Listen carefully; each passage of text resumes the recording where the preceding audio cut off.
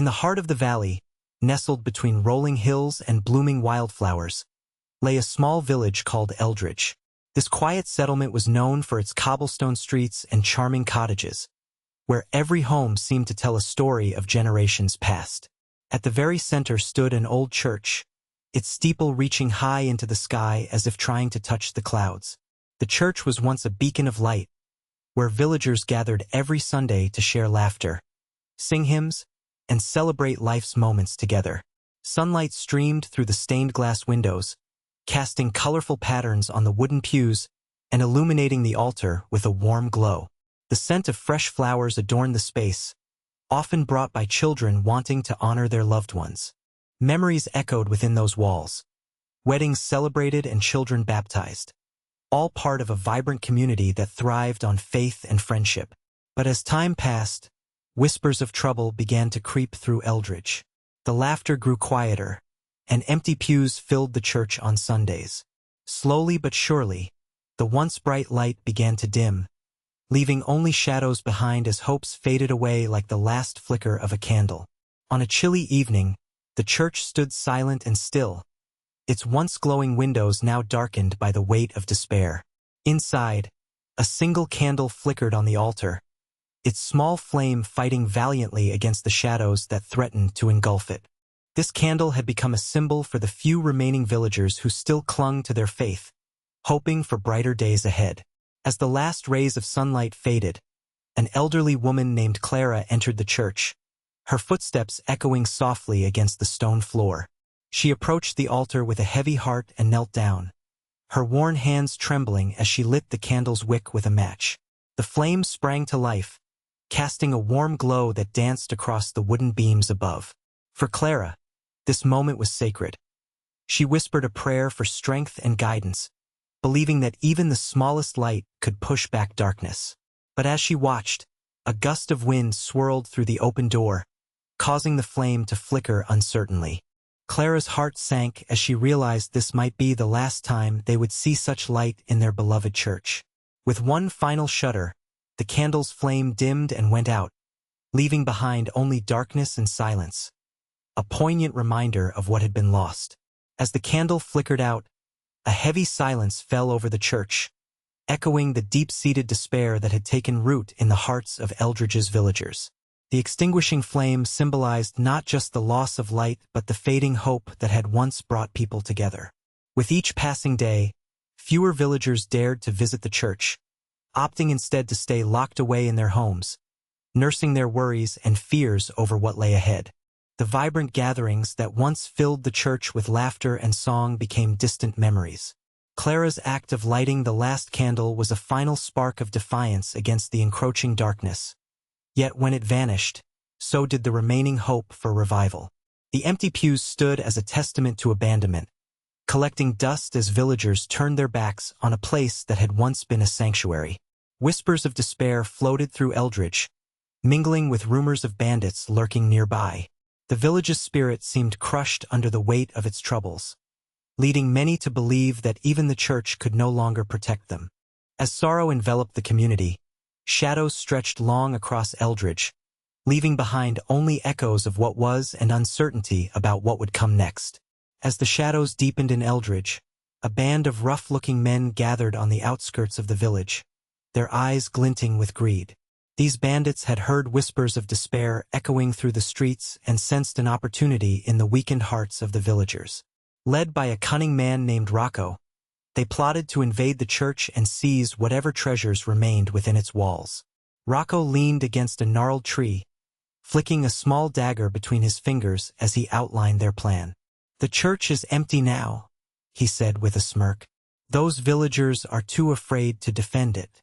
We'll strike when night falls, taking everything we can carry. Candles, silverware, even the altar if we can." The other bandits nodded in agreement, emboldened by their leader's words. Unbeknownst to them, Clara's final prayer for strength had not gone unheard. The invasion of bandits would turn into a test for the villagers and a reminder of what they stood to lose. As the men huddled together in dark corners, plotting their attack under the cover of night, Eldridge teetered on the edge of danger, unaware that help could come from within its own heart yet again. As night engulfed Eldridge, the bandits huddled together in a thicket, their breath visible in the cool air. Rocco took charge, his voice low and steady. "We need to move quickly and quietly," he instructed, eyeing the dim outline of the church through the trees. "Most villagers are locked away, but we can't be careless. Keep a lookout for anyone who might still be awake." One of the bandits, a burly man named Jax, nodded eagerly. "What if we create a distraction? We can set a fire in one of the empty fields to draw them away." Rocco shook his head. "No fires. "It might attract too much attention. We need to keep our presence hidden." Instead, they decided to approach the church from the back, where the overgrown bushes would provide cover. They rummaged through their packs, checking tools they might need, crowbars for prying open doors and bags for carrying away their loot.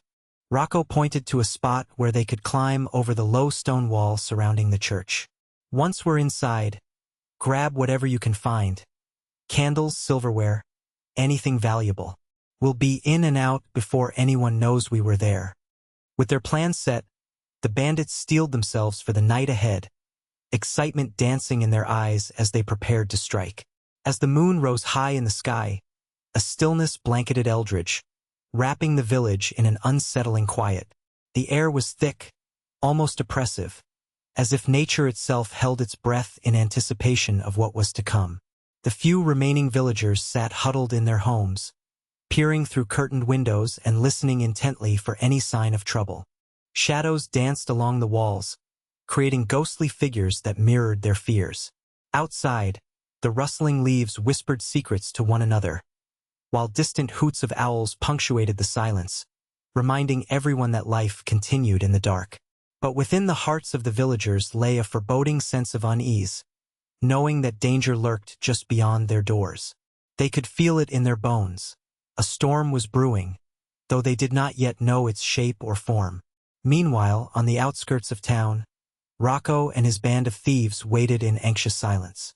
Each man shared a similar tension, their ears straining to catch any noise that might signal an interruption to their plans. The darkened church loomed ahead like a slumbering giant, holding promises of treasures within its walls. As both parties prepared for what lay ahead, the village remained caught in an eerie limbo between hope and despair. As the night wore on, an uneasy tension settled over Eldridge. Villagers began to notice strange happenings around the church, unexplained sounds echoing through the stillness, like the rattling of chains or muffled voices rising with the wind. A few bold souls ventured outside, peering into the darkness to catch glimpses of movement around the old edifice. Their hearts raced with anxiety as shadows flickered just outside their line of sight. In hushed whispers, they gathered in small groups on their porches, exchanging worried glances. "Did you hear that?" one man asked, his brows furrowed in concern. His companion nodded, gripping his coat tightly as if seeking comfort. "It feels as though something is lurking nearby." As they held their breath, a sudden rustle in the bushes by the church sent them jumping back. Mothers wrapped their arms around their children, protective instincts kicking in. The community that had once felt so full now seemed overrun with fear.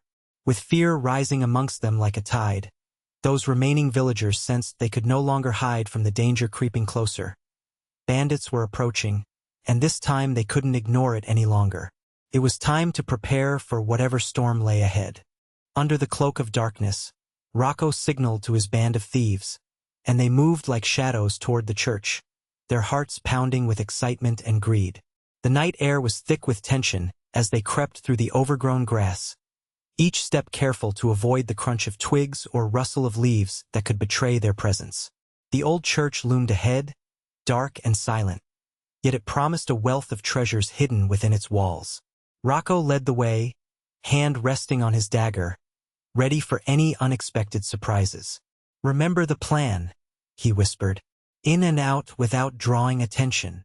The other bandits nodded eagerly, eyes gleaming with anticipation. They could already envision the silver chalices and forgotten artifacts lying in wait for them, remnants of a time when the church thrived. As they neared the back of the building, the bandits shared mischievous glances filled with elation. One thief pulled out a crowbar, determined to test his strength against the sturdy door. "This is too easy," he chuckled under his breath, barely able to contain his excitement.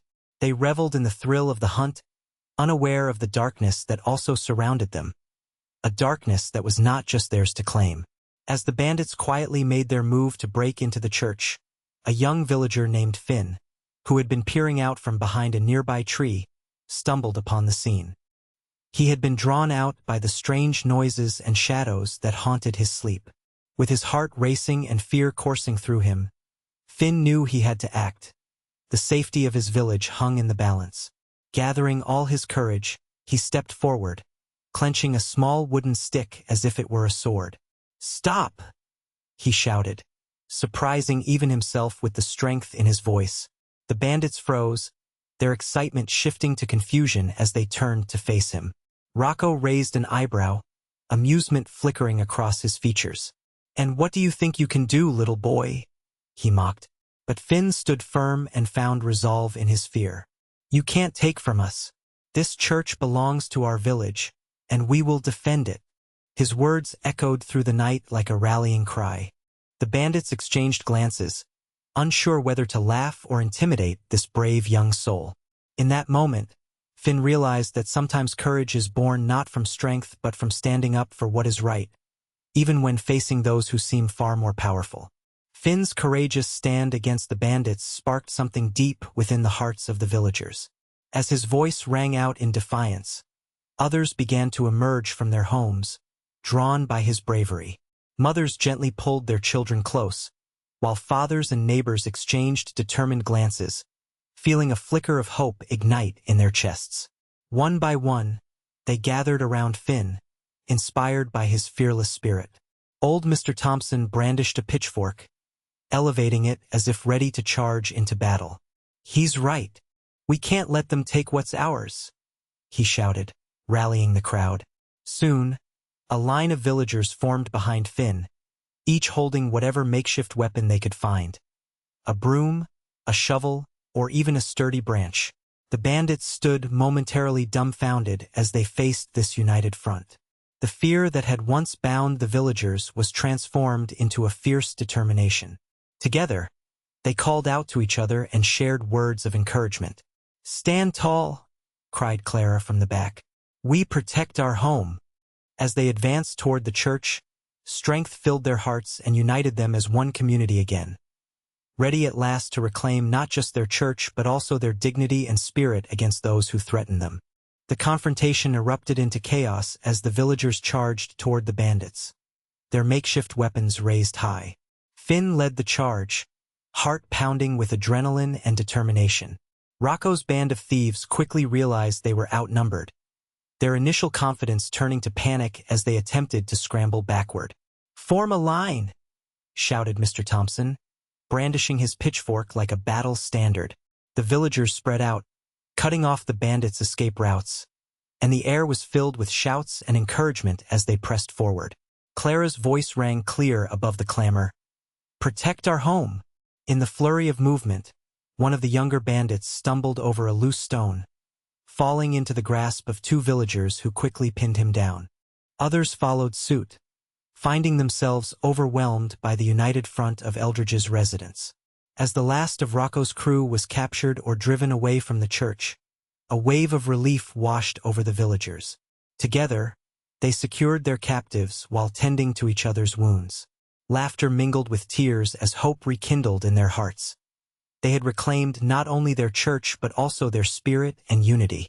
In that moment, they knew that together, they could weather any storm that threatened their beloved village again. In the days that followed their victory, the villagers of Eldridge came together to rebuild not only their church but also their spirits. As the sun rose on a new dawn, they gathered inside the old sanctuary, which had once felt so empty and dark. A sense of purpose filled the air as they decided to light a new candle, symbolizing their renewed faith and unity. Finn stood at the front, his heart swelling with pride as Clara and Mr. Thompson prepared to ignite the flame. "This candle will remind us of our strength," Clara said softly, her hands shaking with emotion. With a match struck and the flickering flame ignited, warmth spread through the room as light danced across the walls, illuminating faces filled with hope. Cheers erupted from the villagers as they marveled at the glowing candle on the altar, a beacon of resilience.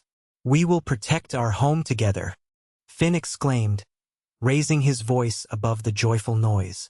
United once more, they pledged to look after each other and their beloved village. The church was no longer just a building.